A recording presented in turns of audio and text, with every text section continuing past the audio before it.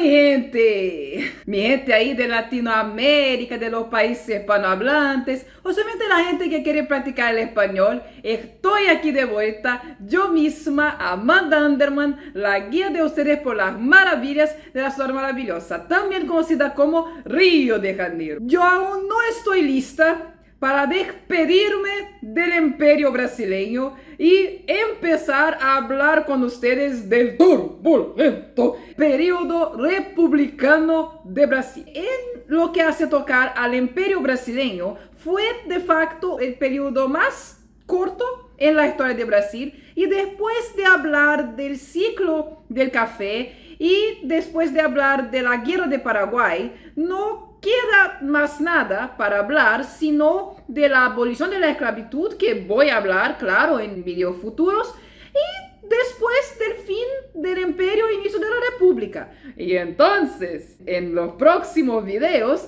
voy a hablar de los costumbres de esta época, porque también en realidad el periodo del imperio fue el equivalente en Brasil de la era victoriana en Inglaterra. Es una época que hasta nosotros que no vivimos esta época, solo de escuchar hablar, de leer, de estudiar, ya tenemos nostalgia. Por eso estoy lista para despedirme aún. Ahora, sin más demora, vamos directo para el tema del video. Ustedes probablemente ya adivinaron por el título del video que vamos a hablar de la Belle Époque de Río. Yo ya hablé de la Belle Époque en el video que yo hice en la Casa Café, que voy a dejar el link aquí arriba para que ustedes lo vean. Y entonces no voy a hablar de nuevo de lo que yo hablé en aquel video para que no se quede repetitivo. ¿Se acuerdan del video que yo hablé de la separación de Don Juan VI y de Doña Carlota Joaquina? Esto generó el crecimiento y expansión de la ciudad de Río más allá de lo que hoy es el centro, con mejoramientos y desarrollos sucesivos urbanos hasta 1870. En 1870 es de facto un año de división de un periodo para otro, porque este fue el año en que la industrialización se estableció de facto en Río, que ya fuera introducida, pero de una forma embrionaria. Pero en 1870 es cuando la industria se establece de facto en la ciudad de Río. Y también el transporte para los suburbios de Río empieza a ser con trenes. En realidad, los ferrocarriles empezaron en 1858, pero así como con la industria, es en 1870 que se establece una rutina de trenes yendo y volviendo. Y de facto los trenes en Río empiezan todos en la estación central, que es la última estación del centro de Río. Y si ustedes tomaren un tren para cualquier lado del suburbio de Río en esta región, ustedes van a ver que el centro de todos los barrios es alrededor de la estación de tren. Los trenes llevaron el progreso para esta parte de la ciudad de Río, que antes de eso era básicamente rural. En 1868 llegan los tranvías en Río, como por ejemplo el de Santa Teresa, que está allá hasta hoy y es el último de este tipo de transporte. Eran llevados por un animal más chico que el caballo. Y estos tranvías, de facto, hasta cuando mi papá era un niño, aún habían estos tranvías, pero no más con animales, sino movidos a electricidad, como es el caso del tranvía de Santa Teresa. También hubo una explosión urbana en lo que hace tocar a la población. La población triplicó de 266,000 habitantes para 730,000 habitantes entre 1872 y 1904, porque en esta época empezaron a venir inmigrantes para Brasil de prácticamente todas las partes del mundo. Pero Es importante fijar, el primer incentivo a la venida de inmigrantes a Brasil fue con el matrimonio de Don Pedro II con la princesa, después emperatriz de Brasil, Teresa Cristina, del Reino de las Dos Sicilias. Hoy, la región de Nápoles es Sicilia en Italia. Y es por eso, mi gente, que aquí en Brasil tenemos, sí, muchas familias italianas, más en São Paulo, pero también en Río y también en el sur, claro. Y la gran mayoría de ellas son originales del sur de Italia. ¿Se acuerdan que en el video hablando de Don Juan VI, yo hablé de las casas que los nobles habitaban en el centro de Río? Pues con la separación de los dos, estas casas empezaron a ser abandonadas porque parte de la corte siguió Don Juan VI para la zona norte y la otra parte siguió Doña Carlota Joaquina para la zona sur. Entonces, estas casas que tenían muchas habitaciones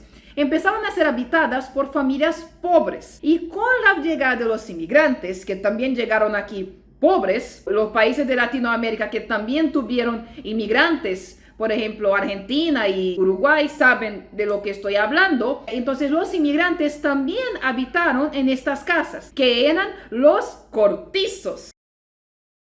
Cada familia habitaba una habitación de la casa y los baños y las cocinas eran compartidos. Guarden esto en la mente porque esto será importante para videos futuros. Además, si ustedes quieren tener un gusto, literalmente probar cómo era la época de esta Belle Époque, ustedes pueden ir a la Casa Café. No se puede hablar de Belle Époque en ningún lado sin hablar del romanticismo.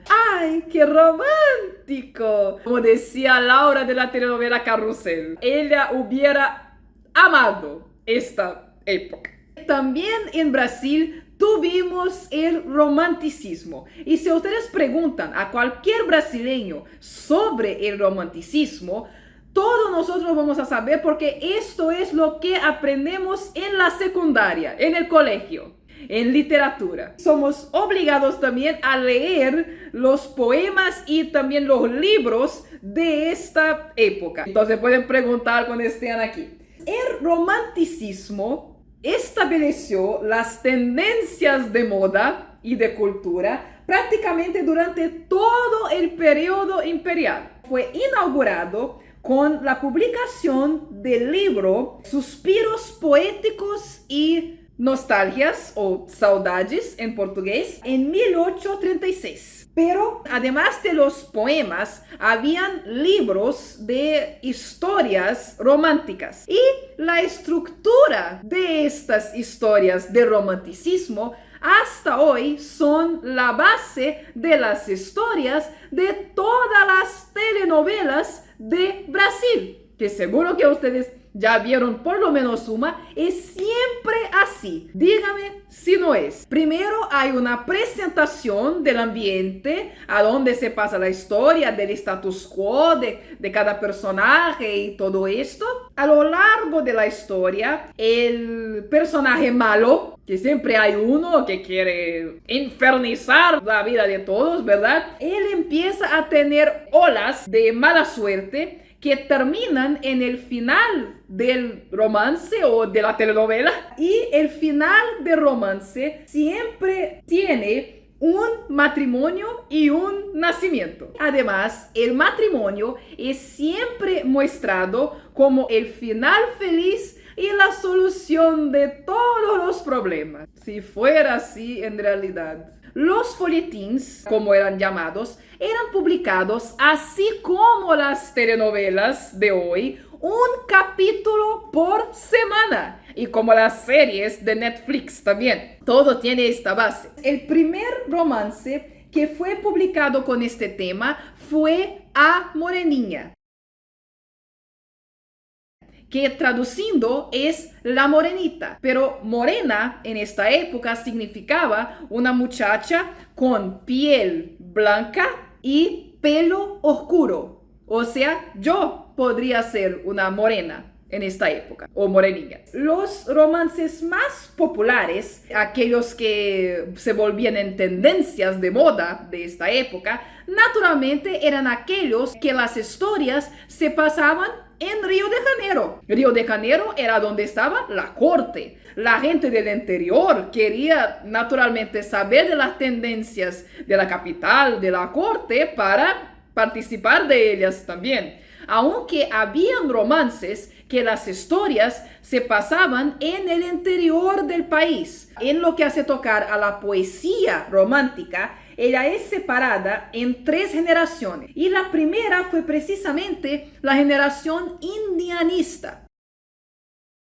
Y de esta época, el romance más característico es Iracema, una versión romantizada de los indígenas brasileños. ¿Y por qué? En esta época, el héroe de los romances era el indígena, así como la mujer ideal era la mujer indígena, pero idealizada, obviamente. Habían como características el sentimiento de patriotismo y idealización de la naturaleza, por eso que vení con esta ropa, como símbolo nacional. Minha terra tem palmeiras, onde canta o sabiá. As aves que aqui gorjeiam, não gorjeiam como lá. Minha terra tem primores, que tais não encontro eu cá. Em cismar sozinho à noite, mais prazer encontro eu lá. Minha terra tem palmeiras, onde canta o sabiá. Não permita, Deus, que eu morra, sem que eu volte para lá, sem que desfrute os primores que eu não encontro por cá, sem que ainda viste as palmeiras, onde canta o sabiá. La próxima generación después de esta es la generación ultra romántica. Las características pasan a ser el escapismo, el pesimismo, el sufrimiento amoroso. Ay, yo me voy a morir. Ay, yo me voy a matar. Ay, yo me voy a envenenar. Hay el exagero sentimental y la mujer ideal es pálida, virginal y angelical. Así como yo. Estoy de broma. Y también la pérdida de la mujer amada es un tema muy presente en esta generación. Oh, que saudades que tenho da aurora da minha vida, da minha infância querida, que os anos não trazem mais. Como são belos os dias no despontar da existência. Respira a alma inocência como perfumes à flor. O mar é lago sereno, o céu um manto azulado, o mundo um sonho dourado y a vida un himno de amor. Y la última generación del romantismo, y que ya abrió el camino para el próximo estilo que vino, que fue el realismo, fue la generación condorera, o también llamada de poesía social, en que predomina la crítica social y política sin escapismo de la realidad, en especial la crítica a la esclavitud. Y por eso el autor más importante de esta época fue precisamente Castro Alves, que sus poemas retratan las condiciones terribles de la esclavitud en esta época. Lá na úmida senzala, sentado na estreita sala, junto ao braseiro, no chão, entoa escravo o seu canto, e ao cantar correm-lhe em pranto saudades do seu torrão. Minha terra é lá bem longe, das bandas de onde o sol vem. Esta terra é mais bonita, mas a outra eu quero bem. Un otro libro que yo recomiendo para ustedes caso quieran leer, además de A Moreninha y de Iracema, es La Esclava Isaura. Yo sé bien que la telenovela La Esclava Isaura, la versión más moderna, también pasó en español. Ya me llegó este chisme, pero si ustedes quieran, ustedes pueden leer el libro, pero fue muy bien retratado en esta telenovela. Ahora, hablando del realismo, el realismo empezó en el año de 1881, cuando Machado de Assis publicó su libro Memorias Póstumas de Brás Cubas. Si ustedes no leyeron este libro, recomiendo que lo lean, porque comprendiendo este libro, ustedes comprenderán todo el realismo. No necesitan leer ningún otro. Hay muchos otros, si quieren pueden leer, nunca es demasiado, es más cultura, pero para comprender el realismo, basta este libro. Este libro contrariaba completamente la idealización romántica y en este libro Machado de Assis critica todo, en especial el amor y las mujeres. Y no es decir que él odiaba a todas las mujeres, bien al contrario, él vivió muy feliz con su esposa, tuvieron un matrimonio muy romántico, pues, y él se quedó con el corazón aplastado cuando ella murió. Pero en sus libros él critica todo. Incluso en el libro Memorias Póstumas de Brás Cubas, uno de los amores del personaje principal es Marcela, que en el libro él dijo el siguiente: Marcela me amó durante 15 meses y 11 contos de reis. Era el dinero de la época en Brasil. Entonces es una forma muy irónica de decir que solo estaba interesada en el dinero. Con esto se termina este video hablando de la Belle Époque de Río. Espero que a ustedes les haya gustado este video y si os gustó el video, dejen tu like, suscríbete en el canal, pero más importante de todo, compartan este video con la mayor cantidad de gente que conocen para que la mayor cantidad de gente lo sepa de las maravillas de la Suerte Maravillosa. Y como es de costumbre en este canal, les veo en el próximo video. ¡Chao!